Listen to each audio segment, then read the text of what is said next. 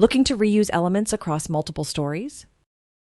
Try creating and using composites, which are packages of widgets with pre-configured data, styling, and scripting that allow you to speed up the development process and make changes that impact multiple stories at once.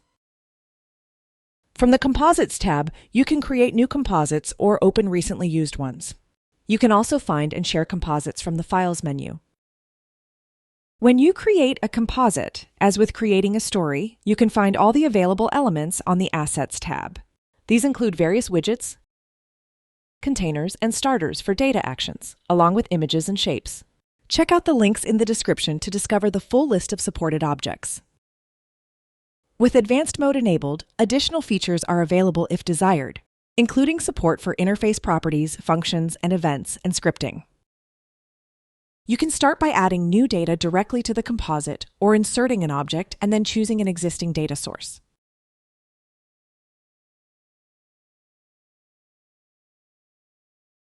You can then assemble elements the same way as you would in a story. When you're done, you can save the composite.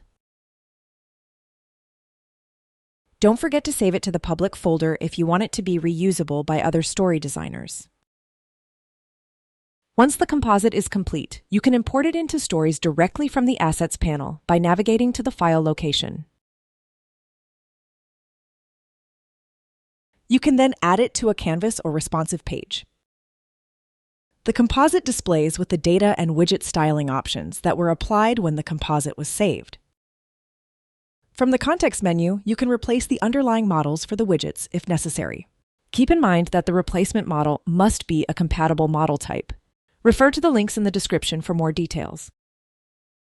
Although you can edit the composite styling, you should keep in mind that changes to the individual widgets must be made in the composite itself, not in the stories in which the composite is used. Any changes made to the composite file, including changes to the models used by the widgets, will be applied automatically in any stories that use the composite.